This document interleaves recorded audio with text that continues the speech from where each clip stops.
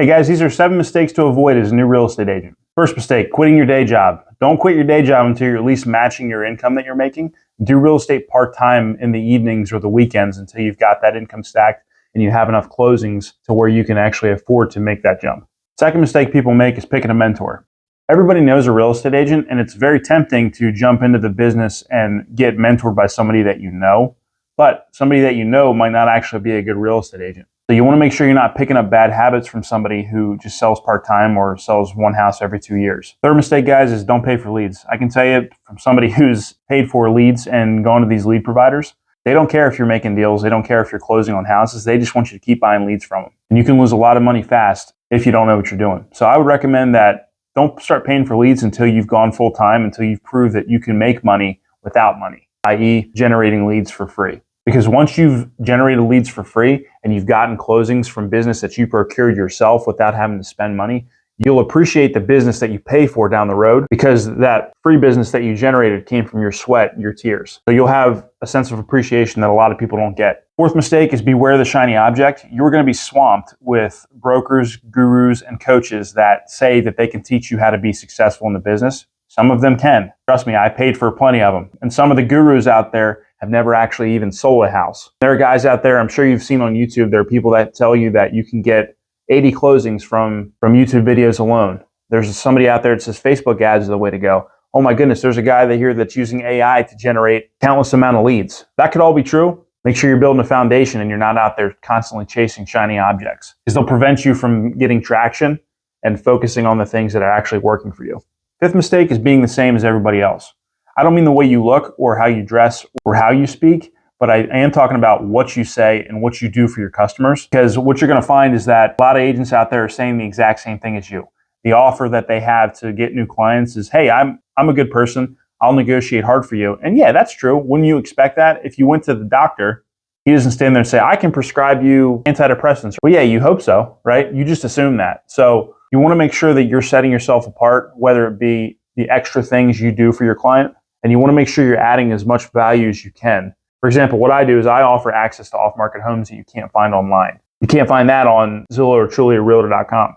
That's one of the things I do to separate myself from other people in my marketplace. The sixth mistake that people make is sitting still. I can tell you from experience, it's a very freeing feeling knowing that you are now self-employed as a new realtor and you're in charge of your schedule. It's also a very sobering experience to know that if you're not selling, you're not eating. So if you're not adding value and bringing in customers and getting closings, you're not making money. So you are not getting a salary. You're not making hourly anymore. You are strictly commission based.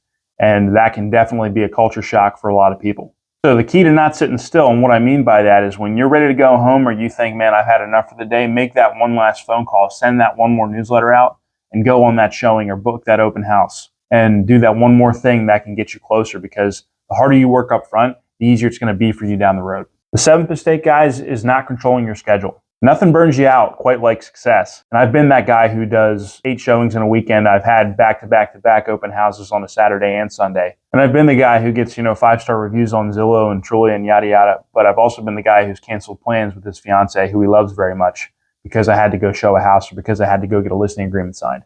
And I'm the kind of guy who believes that work-life balance isn't really a thing, especially in the beginning. So you want to be able to throw yourself into your work and get enough deals coming in to where you build that foundation of prospects.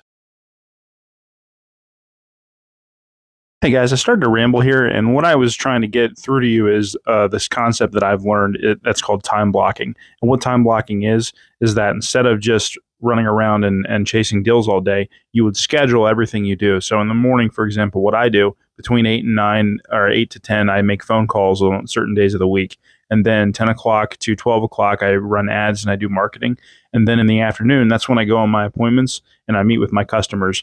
And then after that time is my time, whether I want to read in the evening, I want to hang out with my fiance. That's what I do. So without further ado, I'll let you get back. I just wanted to clear this up for you because I start to ramble like an idiot. Bonus mistake, guys. Losing faith was one of the mistakes that I've made as well. I can tell you that there's been times where I didn't want to get out of bed. I didn't want to go show a property. I didn't want to do an open house because, maybe I was sick of the person I was working with. It can be very taxing emotionally and mentally. You got to have stuff that you're shooting for, because if you're in this business aimlessly, you won't last.